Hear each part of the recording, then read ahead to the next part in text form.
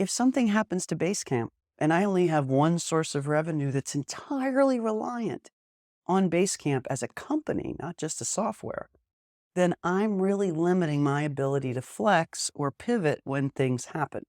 The best example of this, of course, was back when the pandemic hit, right? And a lot of people who had, for example, revenue that was based on live stage appearances got stuck.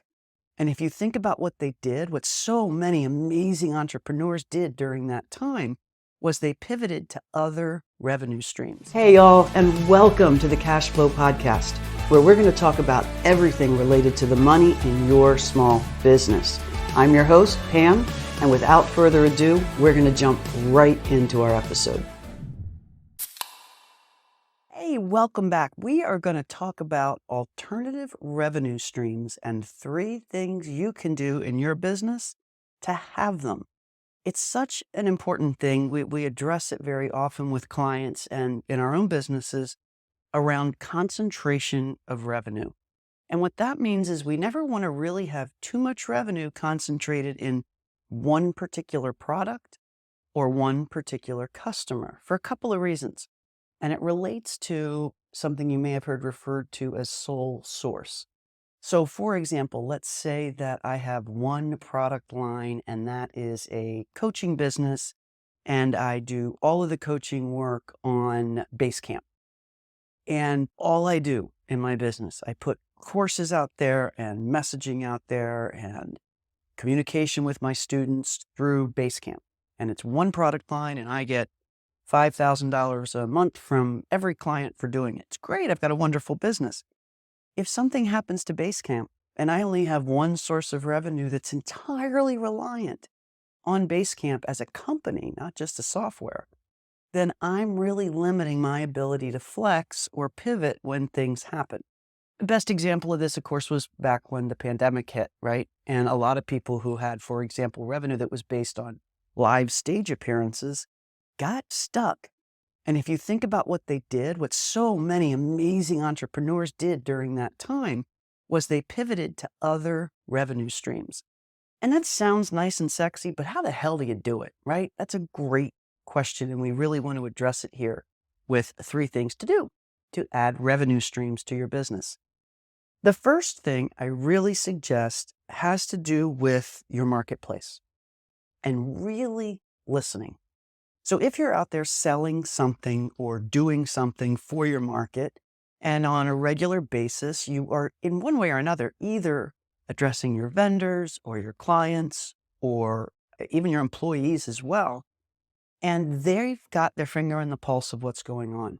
And I don't care what market you're in, from coaching to producing barbecue sauce to producing mainline events, there are always things in that market that need more attention. And let me just give you an example.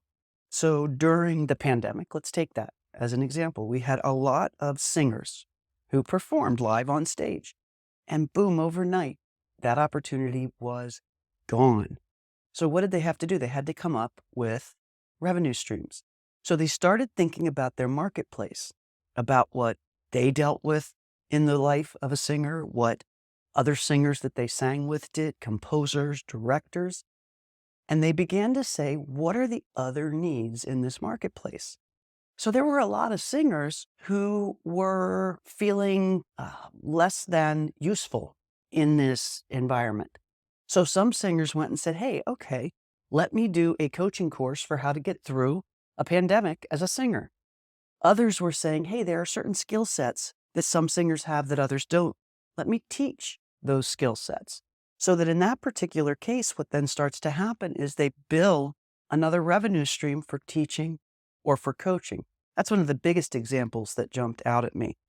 The other thing that happened for a lot of us in the coaching and virtual CFO world, as in my case, or bookkeeping, if we were doing that all on site and live pre-COVID, we started to use Zoom and do it remotely. And sure enough, what happened there was we actually ended up creating revenue streams for people that never had the opportunity to do it before. It was amazing because all of a sudden it occurred to us, we don't really need to be on site anymore to be able to do bookkeeping, to be able to do CFO work. So think about your market, whatever market you're in, What are some of the other needs that everybody in that market has, challenges that they face, opportunities that might be there, and what can you do to tap into that revenue? And then add it as a revenue stream. You may be right, you may be wrong. Test it. It's not going to hurt you. And that leads to number 2. So the second thing is that you really want to make sure that you're constantly testing your business and your team and your clients really as well for their ability to stay up with change. Because the one thing we know in absolutely every business is the one thing we can absolutely rely on is change. There's gonna be change.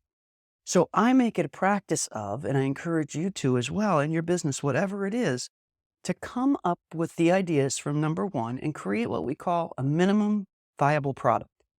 Don't go and invest everything you have in something, but if you have an idea, no matter how stupid you think it is, test it.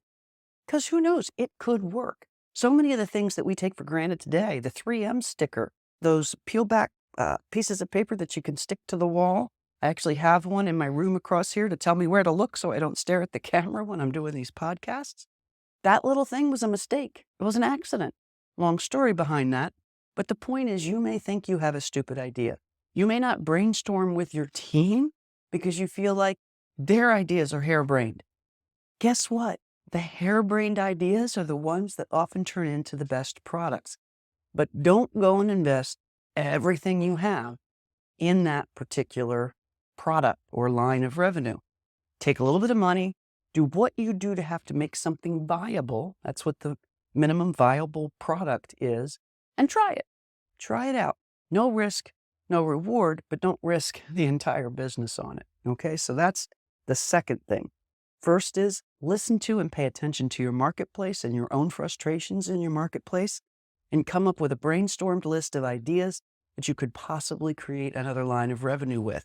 Different ways to do the same thing, different things that have never been addressed before, you name it. But then when you go to try and test it, number 2, make it a minimum viable product. What's the least I can invest in this thing and still get it out the door? And then what's the third thing? This is really interesting because it all of a sudden opens up so many doors in so many ways. The third thing is to look actively for partnerships. So if you're in most businesses as an entrepreneur, nobody does things exactly the way you do. And sure, if there's another CFO business, for example, or bookkeeping business, we may overlap 90% in what we do, but not 100. And there's going to be some things that I do that other companies don't do, and some things that those other companies do that I don't do. And in a partnership, we can leverage each other's strengths in those sort of peripheral areas. So an example of that, since my dog is barking right now, I'll use this as an example. Say you're a dog walker. You own a dog walking business and you have 5 or 6 people working for you. And on the side, you sell dog treats because that's something that the people who use your services really want to use. So why not? You do it, you sell dog treats. Somebody else has a dog walking business, and sure, you guys overlap, you all walk dogs. But what they do is offer rides to take your animals to the vet or to the daycare or wherever it is they need to go. So now you have 2 businesses that overlap 90%, but one of them adds this really special service of taking your animals around in a car, and the other offers these treats. Talk about how you all might be able to leverage each other, sell more rides when you give the treats and sell more treats when you give the rides. And all of a sudden you've created new lines of business or new lines of revenue in each other's businesses. So think about what you formerly thought of as competitors, or think about even better, or not even better, but differently, people who do things higher or lower than you in the chain of where you do business. Now, let me explain that. That's a little weird way to say it. But if you think of what you do, and let's say you are a baker, and you may make that cake, but you may give it to somebody else to package.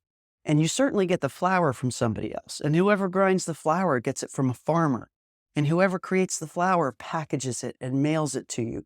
So there's this whole string of things that happen in the development of that cake before it gets to me when I get to eat it. So you may decide, hey, I'm going to expand my revenue streams by picking up some of those different things. Maybe you take on the packaging. Maybe you design the packaging. Maybe you decide to put cards in with every cake that you deliver. Who knows what it's going to be? But in any event, you pick something along the chain of the process that you're in the middle of. And that's how you can create yet another revenue stream. So let's rehash that really quickly. 3 things to do if you need to create a new revenue stream. 1, look at your marketplace, feel it out, talk to your employees, talk to your customers, talk to your vendors, think yourself, brainstorm, take any harebrained idea you might have and write it down on a piece of paper. Number 2, give it a minimum viable product introduction. Don't spend a lot of money on it. Don't take forever to develop perfection. Then get it out there, see if it works. Number 3, take a look up and down the chain of where you fit in a marketplace and see if there's something along that chain that you'd enjoy doing just as much. Take care. Have a great week. Hope those tips have been helpful. 3 things you need to know. I hope that video was helpful, and I hope you subscribe to my channel for more information on finances in your business.